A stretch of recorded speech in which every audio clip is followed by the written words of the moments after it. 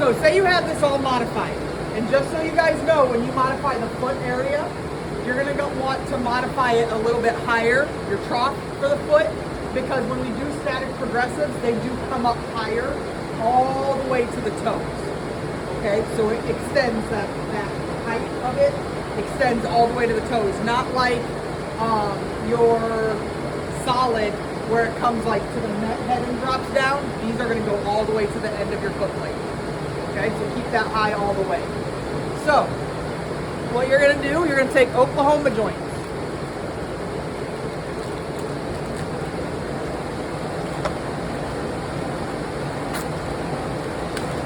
Now, if you have done your modifications properly, okay, this isn't gonna be that difficult. If you're one of those people that tends to do build-ups where they like peak, these are going to be more difficult to do. Okay, so it's going to test your build-ups capability. All right, so Oklahoma joints are like this. Okay, so when you put Oklahoma joints on, what you want to do is there's a little axis right here. Okay, you want the center of this hole on the circular part to be right over the apex of the malleolus. Okay, so it's going to go on something like this. All right. But you see how this sticks up a little bit? So what we can do is one of two things. You can either A, build that up with plaster. If I build that up with plaster, or I backfill that, what then happens? What happens to the AFO, the size of the AFO in comparison to the person's body part? Wider. It's wider, okay? Because if we're adding plaster, if this person's leg is this size, if we add plaster to that, we're making this bigger. It's not going to sit flush on that patient, all right? So what we can do is take this, put it in the oven for a little bit, and give it a little bit of a bend, and then put it on, okay? So I'm gonna throw this in the oven. I know, so we put it on the apex, we put it so the wing is backwards. So we're not gonna have that wing straight up and down, we're gonna tilt it. If you were to look at adult Oklahoma joints, there's actually a line here where the circle meets that little wing. And where that circle meets the wing with that line, you'll put it on the AFO or on the cast, and it gets parallel with the surface. Okay? These don't have lines, so we have to use our orthotic eye and line them up as best we can. Okay? So speedy rivets, we're low on copper rivets, so I just took speedy rivets. You don't need all three. One for the apex of the malleolus, and then one for just that most proximal foot. Okay, you can leave the middle one blank. Slightly. Now that's a little more fun. Okay?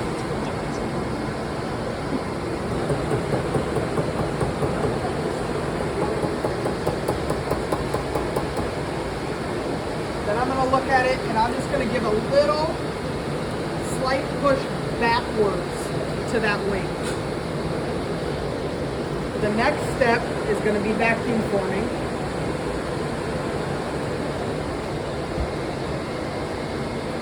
Okay, with static progressive, remember, these are going on the patient at night. Okay, they're laying with them in bed, and we're trying to put them in a certain position that they'll sit there for the rest of the night in, or lay there for the rest of the night. That's why they're made out of soft padding, they're made out of soft foam, all of that, okay? Because we're trying to make it as comfortable as possible. So, your first layer is going to be a layer of Aliplast. So, in all reality, you don't really need a stockinette, but I prefer when you guys vacuum form anything, always put one on there, just in case you need a wick or something, okay?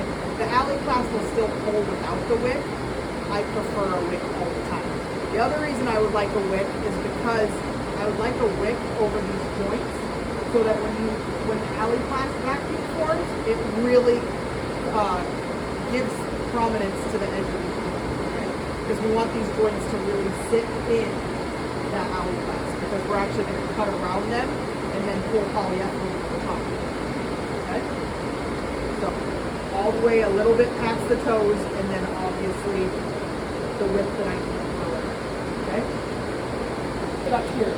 The other thing I'm going to do, and I think this is why you guys got so much hair on some of your AFOs, see how this nylon down here is sagging off? I'm gonna take it, if I can get a staple gun, I'm gonna roll this and staple it here so that it's not hanging down. Sorry. I'm right-handed. Sorry, Mom. And as long as I staple it right in front, I'm fine because it's out of trim lines.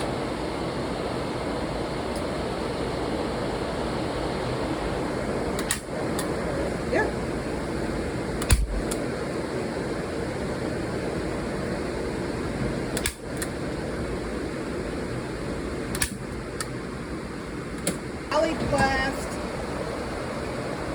Alley-plast heats up very fast, if you recall, right? Mm-hmm. So I'm going to put this in there. I'm going to keep my eye not walking away from that oven whatsoever. In my head, I'm going to go about 10 seconds. I'm going to flip it over, okay? This stuff tears, once it's heated, tears super easy, okay? So, like, when you guys get to the ankle, don't grip it with your fingers. If you have nails at all, and you try to grip it and pull on it, you're going to tear it, okay? So, you want to just gently, and then pull it just like you would an AFO, and you have to work a little bit faster because this stuff cools down very quickly, okay? If it doesn't go as planned, we rip it off and we do it again, okay?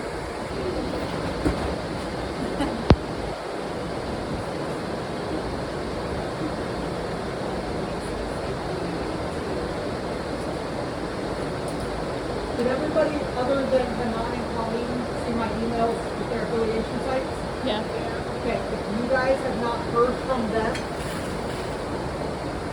this is already super flexible.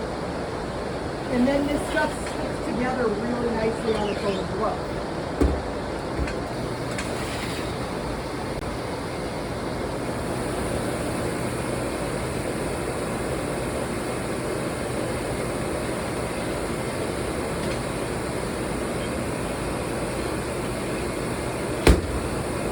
Don't slam the door. Sorry.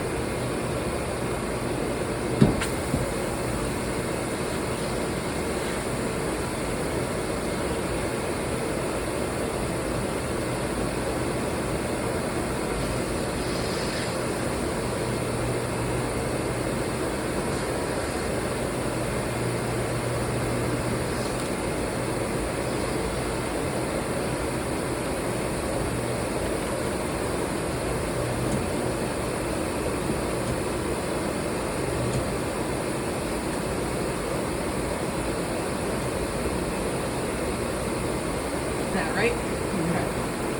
So I'm going to leave that on vacuum for a little bit. I'm probably going to use a heat gun, try to heat it up and manipulate it myself so that I get it to where I want it. Right. For like this area right here, if you want to heat this, would it air on it? What, this? Yeah. Or would it just... The polyethylene we're going to put on the out, so like something like that, I could take a staple gun, I can stretch it across there. Put it in? Yep.